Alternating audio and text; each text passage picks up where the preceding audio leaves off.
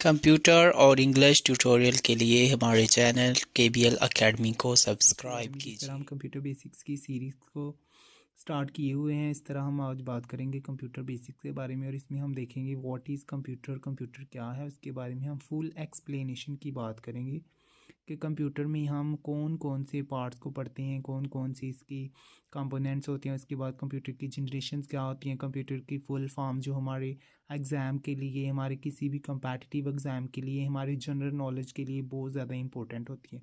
तो चलिए स्टार्ट करते हैं, let get start.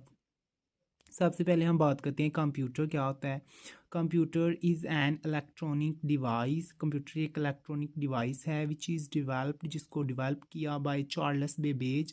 Charles Babbage ने इसको डिवेल्प किया था। ये बहुत ही इंपॉर्टेंट MCQs है, अक्सर डिफरेंट एग्जाम्स में पूछा जाता है फादर ऑफ कंप्यूटर या हु डिवेल्प कंप्यूटर, तो इसका सिंपली आंसर होता है चार्ल्स बेबेज। कब उसने किया था? नियर बाय 19 सेंचुरी में। 19 सेंचुरीज़ में चार्ल्स बेबेज ने कंप्यूटर जो कि एक इलेक्ट्रॉनिक डिवाइस है उसको डेवलप किया था। इलेक्ट्रॉनिक डिवाइस क्यों है? क्योंकि हम इसको इलेक्ट्रिसिटी पे ऑपरेट करते हैं, इलेक्ट्रिसिटी के थ्रू हम इसको चलाते हैं, इस वजह से इसको इलेक्ट्रॉनिक डिवाइस कहते हैं। फर्दर अगर हम इसकी फर्दर डिटेल्स की बात करें तो उसके बाद अगर हम कंप्यूटर की बात करें तो जब इसको 19 सेंचुरी में डेवलप किया गया, उसके बाद जिसका फंक्शन क्या होता है, ये इट टेक्स इनपुट डाटा, कि हम लोग कीबोर्ड से कोई भी लेटर, कोई भी हम डाटा या कोई भी कमांड इसको देते हैं तो वो इसको क्या करता है, रिसीव करता है, टेक करता है from the input device. Like हम माउस से कोई बटन क्लिक करते हैं, हम कोई ब्राउज़र ओपन कर रहे हैं तो हम उसको कोई डाटा इनपुट कर रहे हैं। सेकेंडली ये डाटा को स्टोर करता है, ये इसमें अपनी परमानेंट मेमोरी में या जो वोलेटाइल मेमोरी में रैम होती है उसमें स्टोर कर लेता है। एंड प्रोसेस करता है उसको, मीन कि ये उसको कन्वर्ट करता है, उसको चेंज करता है। Processed it and produced output. Output कैसे प्रोड्यूस करता है? लाइक हमने इसको कोई कमांड दी है कि हम कोई पेज प्रिंट करना चाह रहे हैं तो हम उसको कमांड देंगे Ctrl+P एंड वो उसकी हमें आउटपुट की फॉर्म में एक कॉपी प्रोड्यूस कर देगा जो हमने इसको कमांड दी है। अगर हम सिंपली बात करें कि कंप्यूटर हमारे क्या नाम है, कैसे हमारे फंक्शंस को परफॉर्म करता है, तो ये सिंपली इनपुट जो डाटा हमने किसी भी इनपुट डिवाइस से दिया होता है ये उसको रिसीव करता है और रिसीव करने के बाद उस डाटा को CPU की तरफ प्रोसेस करता है। CPU उसको कन्वर्ट करता है या प्रोसेस करता है किसमें, in the form of output, कि जो हमने उसको in command in the form of input दी होती है उसको CPU ने प्रोसेस करना होता है और हमारी जो आउटपुट डिवाइसेस होती हैं वो हमें आउटपुट दे देती हैं। अगर हम बात करें कि कैसे इनपुट प्रोसेस की तरफ डाटा को भेजा जाता है और इन द फॉर्म ऑफ आउटपुट हमें आउटपुट मिल जाता है, तो इसके लिए हम कंपोनेंट्स ऑफ कंप्यूटर की बात करेंगे। कंपोनेंट्स ऑफ कंप्यूटर में हम मेनली दो कंपोनेंट्स की बात करते हैं। अगर हम कंपोनेंट्स में फर्स्ट वाले की बात करें तो फर्स्ट वाले कंपोनेंट को हम नाम देते हैं हार्डवेयर का। हार्डवेयर को अगर हम आम ज़बान में देखें तो हार्डवेयर कंप्यूटर्स के वो कंपोनेंट्स होते हैं जो टचेबल होते हैं, मीन कि हम इनको छू सकते हैं, हम इनको पकड़ सकते हैं, ये हार्डवेयर्स होते हैं। एंड सेकेंडली जो इसके कॉन्ट्रास्ट होते हैं वो होते हैं सॉफ्टवेयर। और सॉफ्टवेयर जो होते हैं ये हम इनको टच नहीं कर सकते, हम इनको छू नहीं सकते, इनको हम नाम देते हैं सॉफ्टवेयर्स का। उसके बाद अगर हम बात करें हार्डवेयर्स की तो हार्डवेयर में हम मेनली तीन चार तरह की डिवाइसेस को इंक्लूड करते हैं, जिसमें इनपुट डिवाइसेस होती हैं, सेकेंडली आउटपुट डिवाइसेस होती हैं एंड स्टोरेज डिवाइसेस होती हैं। इनपुट डिवाइसेस की बात करें तो हम इसमें कीबोर्ड, माउस एंड स्कैनर को इंक्लूड करते हैं। आउटपुट डिवाइसेस की बात करें तो इसमें हम लोग प्रिंटर को, स्पीकर्स को एज वेल एज मॉनिटर को इंक्लूड करते हैं। स्टोरेज डिवाइसेस की बात करें तो इसमें हम लोग रैम, रोम और अदर जो हमारी डिवाइसेस होती हैं उसको इंक्लूड करते हैं। CPU की बात करें तो ये हमारी इंफॉर्मेशन को प्रोसेस करता है और हम इसको सेंट्रल प्रोसेसिंग यूनिट का नाम देते हैं। क्यों? क्योंकि ये हमारी सारी की सारी इंफॉर्मेशन को प्रोसेस करने में हेल्प करता है। उसके बाद अगर हम बात करें सॉफ्टवेयर्स की तो सॉफ्टवेयर जो होते हैं ये टू टाइप्स के होते हैं जिनको हम टच नहीं कर सकते। एक होते हैं एप्लीकेशन सॉफ्टवेयर, जो हम डिफरेंट तरह के एप्लीकेशन के लिए, लाइक हम लोग माइक्रोसॉफ्ट ऑफिस के वर्ड में काम कर रहे हैं, एक्सेल में काम कर रहे हैं, तो हम कोई भी एप्लीकेशन सॉफ्टवेयर यूज़ कर रहे हैं। इसी तरह सेकेंडली जो सॉफ्टवेयर की टाइप होती है उसको हम नाम देते हैं सिस्टम सॉफ्टवेयर का। और ये सिस्टम सॉफ्टवेयर हर कंप्यूटर सिस्टम के, हर PC लैपटॉप के, हर सिस्टम के अपने होते हैं और उनको हम नाम देते हैं सिस्टम सॉफ्टवेयर का। लाइक गूगल ब्राउज़र की या अगर हम इंटरनेट एक्सप्लोरर की बात करें तो वो सारे सिस्टम सॉफ्टवेयर्स होते हैं जो सिस्टम्स के अपने होते हैं।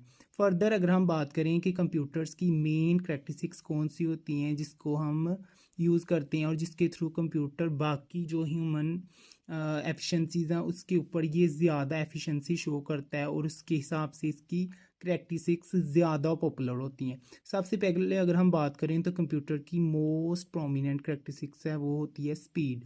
अगर हम देखें तो कंप्यूटर घंटों का काम मिनटों में कर देता है। लाइक अगर आप मल्टीप्लिकेशन कर रहे हैं कंप्यूटर में तो कंप्यूटर एक सिंपल वर्ड को दूसरे के साथ मल्टीप्लाई इजीली करेगा। उसके बाद आप फर्दर जितना लेंथी वर्ड बनाएंगे उतनी जल्दी वो स्पीड के साथ करता जाएगा। लेकिन अगर हम कंपैरिजन करें ह्यूमन के साथ तो एक लिमिट के बाद ही ह्यूमन मल्टीप्लिकेशन परफॉर्म नहीं कर पाएंगे। लेकिन अगर हम कंप्यूटर की बात करें तो ये वेरी एफिशिएंटली और वेरी फास्टली स्पीड के साथ उस मल्टीप्लिकेशन को या किसी भी दूसरी कमांड को वेरी हाई स्पीड के साथ कर लेगा। मेनली कंप्यूटर की speed in contrast to human बहुत तेज़ होती है और ये इसकी मेन फीचर में मेन करैक्टर आ जाता है। सेकेंडली अगर हम बात करें तो कंप्यूटर की सेकंड जो फीचर है वो होती है एक्यूरेसी। एक्यूरेसी की अगर हम बात करें तो कंप्यूटर में एक्यूरेसी जो होती है ये बहुत ही हाई लेवल पे होती है। एक्यूरेसी मीन कि आप कोई कंप्यूटर में काम कर रहे हैं और आप चाहते हैं कि बिल्कुल एग्जैक्ट हो, इसमें कोई भी आपको करेक्शन या कोई भी इनकरेक्ट डाटा ना मिले तो कंप्यूटर वेरी एक्यूरेटली उसको वेरी हाई स्पीड के साथ परफॉर्म करेगा और वो डाटा आपको बाद में रिसीव हो जाएगा। सेकेंडली अगर हम बात करें स्टोरेज की तो कंप्यूटर अपनी जितनी भी फाइल्स होती हैं जितनी भी डाटा होता है उसको अपनी रैम और रोम में परमानेंटली या फॉर सम टाइम स्टोर कर लेता है और फर्दर जब हम फ्यूचर में को जब भी उस डाटा को यूज़ करना चाहते हैं तो हम इजीली कंप्यूटर से उस स्टोरेज डाटा को रिसीव कर सकते हैं। सेकंड अगर हम बात करें तो ये रिपीटेड कैपेबिलिटी रखता है। मीन कि अगर आप कोई काम अगेन एंड अगेन करना चाह रहे हैं, आप कोई परफॉर्मा लाइक आप कोई एडमिशन फॉर्म बना रहे हैं, आप कोई प्रेजेंटेशन बना रहे हैं या आप कोई एक्सेल पे शीट रन करवा रहे हैं, स्प्रेडशीट बना रहे हैं, तो ये सारी रिपीटेड कैपेबिलिटी के साथ सारी actions at a time perform कर सकते हैं। उसके बाद ये क्विक डिसीजन रखता है कि लाइक अगर आप कोई चीज़ बनाना चाह रहे हैं तो आप जो ही कंप्यूटर को कोई कमांड रिसीव करते हैं तो ये क्विकली उसके ऊपर एक्शन करेगा और उसका क्विक आपको कोई डिसीजन या क्विक एक्शन आपको देगा ताकि आप जल्दी से उसके लॉजिकल कंक्लूजन की तरफ पहुंच सकें और ये काम कंप्यूटर बहुत ज़्यादा तेज़ी के साथ। उसके बाद अगर हम बात करें कंप्यूटर की फुल फॉर्म्स के बारे में जो मेनली कंप्यूटर में सारे लोग यूज़ करते हैं और कंप्यूटर की अगर हम सिंपली देखें तो first of all computer stands for commonly operating machine purposely used for technology and educational research.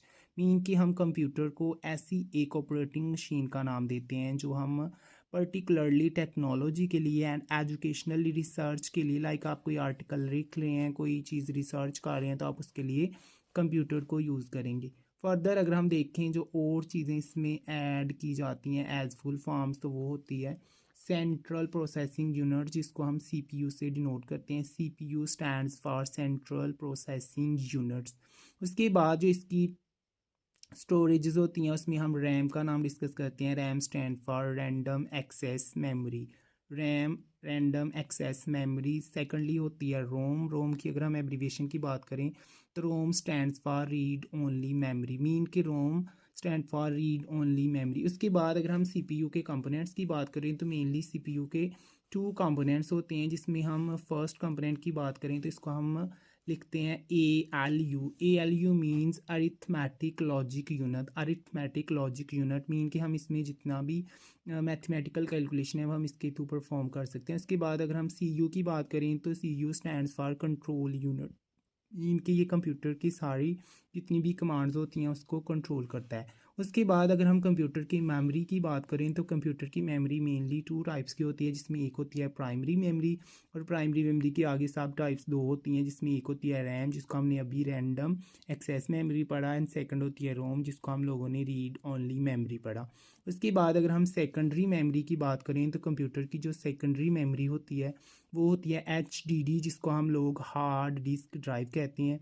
ये सेकेंडरी मेमोरी होती है और ये जितना भी हमारा डाटा होता है उसको कंप्यूटर में परमानेंटली स्टोर कर लेती है। लेकिन जो रैम होती है ये वोलेटाइल मेमोरी होती है और ये हमारे डाटा को सम टाइम स्टोर कर देती है और सम टाइम यूँ ही लाइट जाती है तो हमारा जितना भी डाटा होता है वो परमानेंटली स्टोर नहीं होता और वो कंप्यूटर से डेल हो जाता है। उसके बाद अगर हम बेसिक्स में कंप्यूटर की जनरेशन की बात करें तो मेनली कंप्यूटर की 5 जनरेशन है, जिसमें अगर हम फर्स्ट की बात करें तो फर्स्ट जनरेशन को हम लोग 1G या फर्स्ट जनरेशन से डिनोट करते हैं। जिसमें अगर हम बात करें कोर एलिमेंट की तो इसमें कोर एलिमेंट वैक्यूम ट्यूब को यूज़ किया गया, जो बेसिक टेक्नोलॉजी इसमें यूज़ की गई। और इसका जो स्टार्टिंग पीरियड था, जो इसका टाइम पीरियड था, वो 1946 से स्टार्ट हुआ था। उसके बाद अगर हम बात करें सेकंड जनरेशन ऑफ कंप्यूटर की तो सेकंड जनरेशन ऑफ कंप्यूटर को इसमें जो कोर एलिमेंट यूज़ किया गया वो था ट्रांजिस्टर। और इसकी अगर हम टाइम पीरियड की बात करें तो ये 1959 के राउंड अबाउट इसकी जनरेशन का टाइम पीरियड स्टार्ट होता है।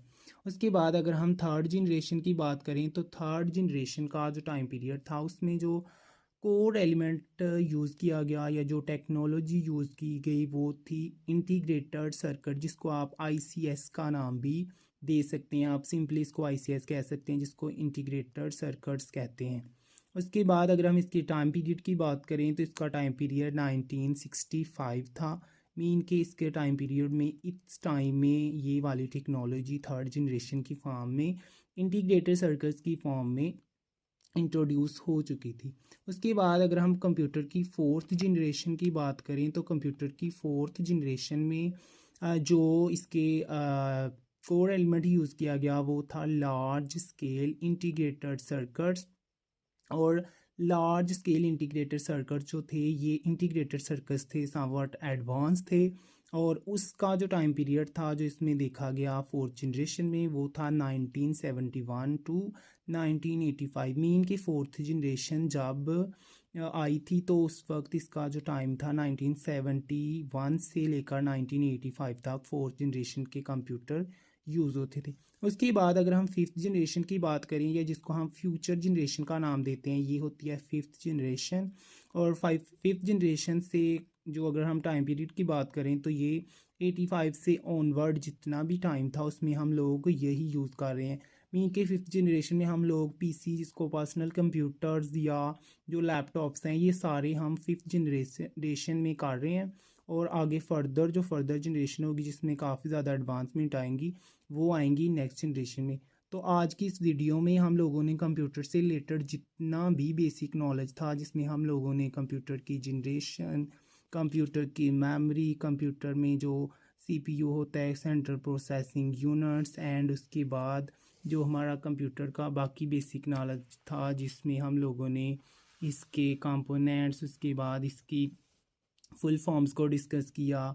एंड हम लोगों ने इसमें इसकी जो बेसिक कंपोनेंट थे, करैक्टर्स थे, ये सारी हम लोगों ने चीज़ें डिस्कस की। आई होप ये वीडियो आपके लिए काफ़ी हेल्पफुल थी। अगर वाकया ही आपके लिए हेल्पफुल थी तो इस वीडियो को लाइक कीजिए, अपने फ्रेंड्स के साथ शेयर कीजिए और हमारे चैनल को सब्सक्राइब कीजिए ताकि हम आपके लिए इसी तरह की इंफॉर्मेटिव वीडियो ला सकें, ताकि आपके एग्ज़ाम्स के लिए, आपके जनरल नॉलेज के लिए, आपके जितने कंपेटिटिव एग्ज़ाम्स होते हैं उनके लिए आपकी हेल्प भी हो सके। और आप इस वीडियो को ज़्यादा से ज़्यादा लाइक कीजिएगा, शेयर कीजिएगा और हमारे चैनल को सब्सक्राइब कीजिएगा। मिलते हैं नई वीडियो के साथ, तब तक के लिए गुड बाय।